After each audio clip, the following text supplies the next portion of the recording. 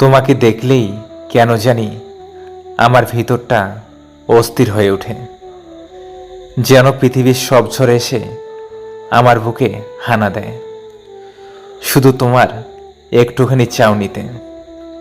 তুমি হাসলে আমি থেমে যাই, তুমি চুপ থাকলে আমি ভেঙে পড়ি, তুমি চলে গেলে নিজেকে আর চিনতে পারি না। ভালোবাসা বললে যেটা বোঝায় সেটা তোমার সাথে কখনোই হয়নি, হয়েছিল তার চেয়েও ভয়ঙ্কর কিছু, এক ধরনের আত্মসমর্পণ, নিজেকে ধ্বংস করে তোমাকে বাঁচিয়ে রাখার চেষ্টা।